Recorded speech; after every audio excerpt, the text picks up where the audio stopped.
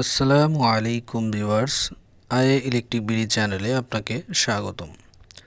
আজকে আমরা আলোচনা করব সোলার ব্যাটারি দ্রুত নষ্ট হওয়ার কারণ এবং সমাধান সম্পর্কে। অনেক টাকা খরচ করে সোলার সিস্টেম লাগানো হয়, সেই সোলার সিস্টেম সামান্য ভুলের কারণে সোলার ব্যাটারি দ্রুত নষ্ট হয়ে যায়। এতে আমরা শুধু ক্ষতির সম্মুখীনই হই তাই না, আমরা সোলার সিস্টেম আর ব্যবহার করতে চাই না। তাই আমরা জানব কেন ব্যাটারি দ্রুত নষ্ট হয়, যাতে আর আমাদের সোলার ব্যাটারি দ্রুত নষ্ট না হয়, এক ব্যাটারি দীর্ঘদিন ব্যবহার করতে পারি। চলুন জেনে নেওয়া যাক। 1 নম্বর হচ্ছে সোলার প্যানেল নির্বাচন। আমরা সামান্য কিছু টাকা বাঁচানোর জন্য নিম্নমানের সোলার প্যানেল কিনে থাকি, যা আমাদের ব্যাটারি চার্জ করতে পারে না, ফলে ব্যাটারিটি দ্রুত নষ্ট হয়ে যায়। তাই অবশ্যই কেনার সময় ভালো কোম্পানির সোলার প্যানেল নির্বাচন করুন। একটু টাকা বেশি খরচ হলেও দীর্ঘদিন ব্যবহার করতে পারবেন। 2 নম্বর হচ্ছে ভালো কোম্পানির ব্যাটারি নির্বাচন করুন।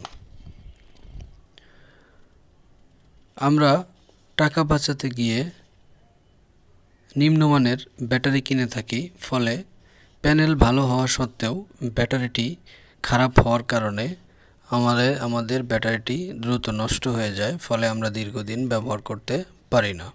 তাই অবশ্যই ভালো কোম্পানির ব্যাটারি নির্বাচন করুন।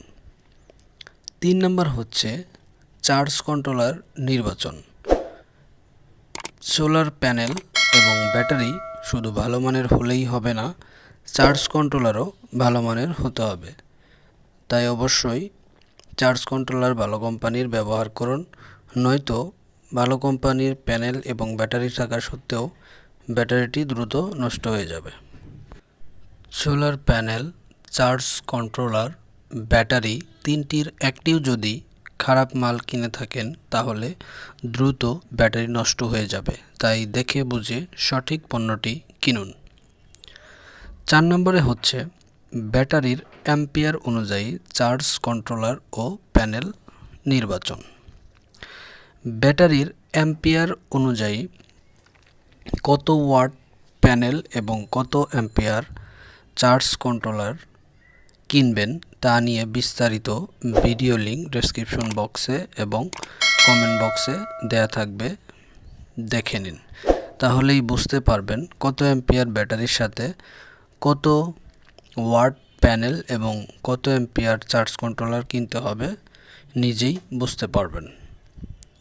5 নম্বর হচ্ছে প্যানেল বসানোর স্থান নির্বাচন। সোলার প্যানেল এমন স্থানে বসাবেন যেখানে প্রায় 6 থেকে 7 ঘন্টা সূর্যের আলো পড়বে, তাহলে ব্যাটারিটি দ্রুত ফুল চার্জ হবে, ফলে ব্যাটারি দ্রুত নষ্ট হবে না। আমরা এমন জায়গায় প্যানেল বসাই যেখানে 2-3 ঘন্টার অধিক সূর্যের আলো থাকে না, ফলে ব্যাটারিটি ফুল চার্জ করতে পারে না, তাই ব্যাটারিটি দ্রুত নষ্ট হয়ে যায়। তাই অবশ্যই ব্যাটারির প্যানেল বসানোর আগে এমন জায়গা নির্বাচন করুন যেখানে 6 থেকে 7 ঘন্টা সূর্যের আলো পড়ে। 6 নম্বর হচ্ছে ব্যাটারির তুলনায় কম ওয়াটের প্যানেল বসানো। আমরা এই ভুলটি প্রায় সবাই করে থাকি। ব্যাকআপ বেশি পাওয়ার জন্য বড় সাইজের ব্যাটারি লাগাই, কিন্তু প্যানেল লাগাই কম ওয়াটের, ফলে সেই কম ওয়াটের প্যানেলটি এত বড় ব্যাটারি পরিপূর্ণভাবে ফুল চার্জ করতে পারে না, ফলে ব্যাটারিটি দ্রুত নষ্ট হয়ে যায়। তাই অবশ্যই ব্যাটারি অনুযায়ী প্যানেল নির্বাচন করবেন, আর ব্যাটারি অনুযায়ী কত ওয়াটের প্যানেল বসাতে হবে এ নিয়ে ভিডিও লিঙ্ক ডেসক্রিপশন বক্সে দেওয়া থাকবে, দেখে নিন। 7 নম্বর হচ্ছে ব্যাটারির তুলনায় অধিক লোড সংযুক্ত করা। আমরা কম টাকায় সোলার সিস্টেম করে থাকি, কিন্তু লোড দেওয়ার সময় ব্যাটারির কথা চিন্তা করি না, তাই ব্যাটারি দ্রুত নষ্ট হয়ে যায়। একটি ছোট ব্যাটারি সাথে ছোট প্যানেল লাগিয়ে থাকি, কিন্তু ব্যাকআপ নিতে চাই এর থেকে অনেক বেশি। তাই কত অ্যাম্পিয়ার ব্যাটারি থেকে কত ওয়াট লোড দিতে পারবেন সে নিয়েও ভিডিও লিঙ্ক দেওয়া থাকবে ডেসক্রিপশন বক্সে, আপনারা দেখে নেবেন। তাহলে বন্ধুরা, আমরা যে বিষয়বস্তুগুলো বুঝতে পারলাম, একটি সোলার সিস্টেমের সোলার ব্যাটারি নষ্ট হওয়ার পিছনের যে কারণগুলো, সেগুলোর সমাধান হচ্ছে সোলার প্যানেল নির্বাচন, ভালো কোম্পানির ব্যাটারি নির্বাচন, ভালো মানের চার্জ কন্ট্রোলার নির্বাচন, এবং ব্যাটারির অ্যাম্পিয়ার অনুযায়ী চার্জ কন্ট্রোলার ও প্যানেল নির্বাচন, প্যানেল বসানোর স্থান নির্বাচন, ব্যাটারির তুলনায় কম ওয়াটের প্যানেল বসানো এবং ব্যাটারির তুলনায় অধিক লোড সংযুক্ত করা। এই বিষয়গুলো খেয়াল রাখলেই আপনার সোলার সিস্টেমের বছরের পর বছর চলবে, নষ্ট হবে না।